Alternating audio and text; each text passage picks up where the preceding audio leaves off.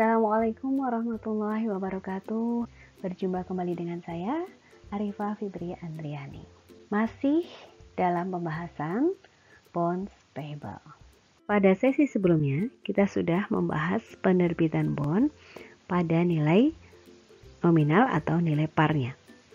Pada kesempatan ini, kita akan membahas mengenai penerbitan bond at discount, yaitu ketika present value kurang dari atau lebih kecil daripada nilai nominal.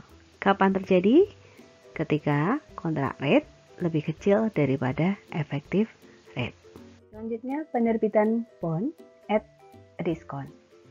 Contoh, tanggal 1 Januari 2019, PT Meka menerbitkan bond dengan nilai nominal 100.000, kupon rate-nya 8%, jangka waktu 5 tahun, bunga dibayar setiap tanggal 1 Januari dan 1 Juli, atau kita sebut semi-annually, karena bunga dibayar per setengah tahunan.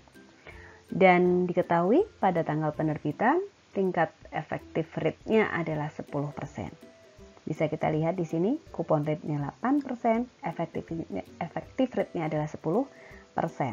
Artinya, kupon rate lebih rendah daripada effective rate, sehingga kalau kita mencari present value-nya akan menghasilkan nilai present value yang lebih kecil dibandingkan nilai par value-nya atau nilai nominalnya.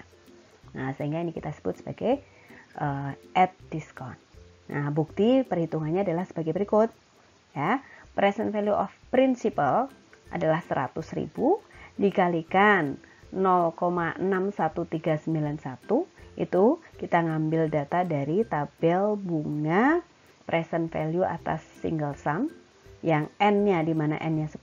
Dari mana 10? 10 adalah 5 tahun dikalikan 2, karena pembayaran bunganya setiap tahunnya adalah 2 kali. Jadi total pembayaran bunganya N-nya adalah 10 kali pembayaran bunga. I itu adalah tingkat bunga pasar. Tingkat bunga pasar 10% itu untuk 1 tahun. Kalau untuk per tiap tanggal bunga atau tiap pembayaran bunga berarti separuhnya, karena dibayar semi-annually, makanya 5%.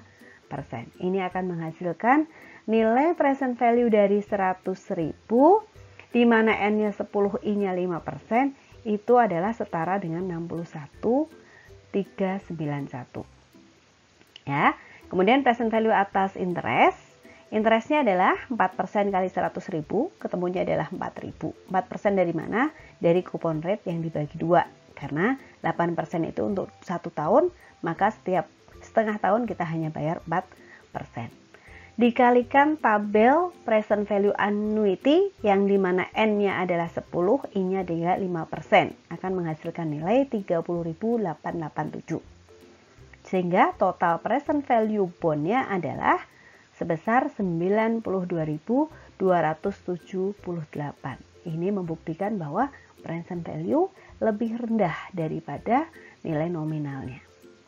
Berikut jurnal yang akan kita buat tanggal 1 Januari 2019. Kita akan mencatat K sebesar 92.278 dan mengakui hutang yaitu bonds payable sebesar 92.278 atau sebesar nilai present value-nya. Kemudian jurnal pembayaran bunga pertama yaitu pada tanggal 1 Januari 2019. Nah, bagaimana cara menghitungnya? Adalah sebagai berikut.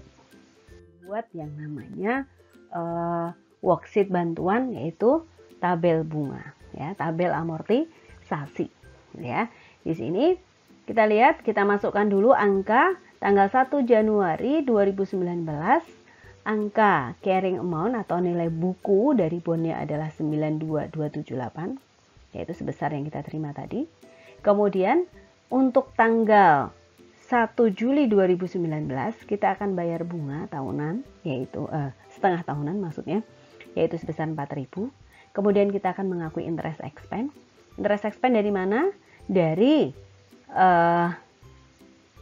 5% gitu ya, effective rate tadi, dikalikan carrying amount, ya, yaitu carrying amount-nya tadi 9278, sehingga menghasilkan nilai 4614.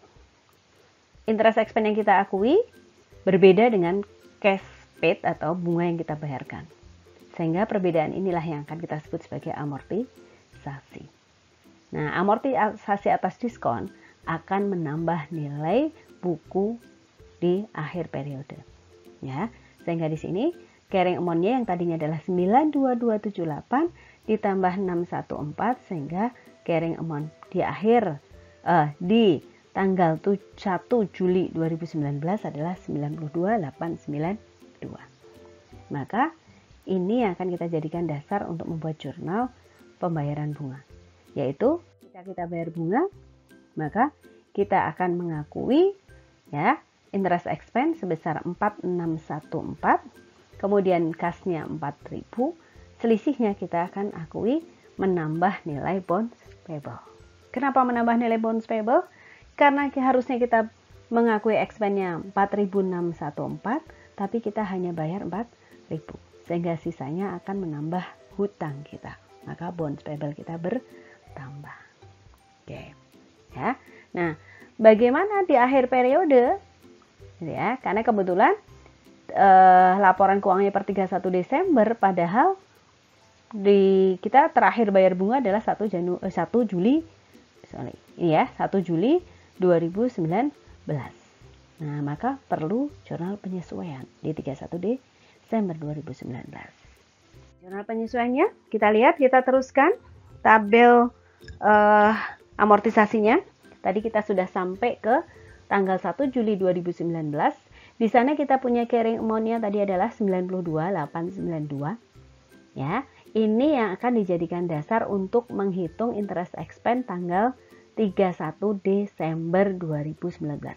Nah, ini adalah 31 Desember 2019. Ya. Maka jurnal penyesuaian per 31 Desember 2019 kita akan catat ada interest expense yang akan kita akui, yaitu sebesar 4645. Kemudian interest payable-nya adalah 4000 karena yang akan kita bayarkan hanya 4000 tapi belum kita bayar sehingga masih berupa interest payable.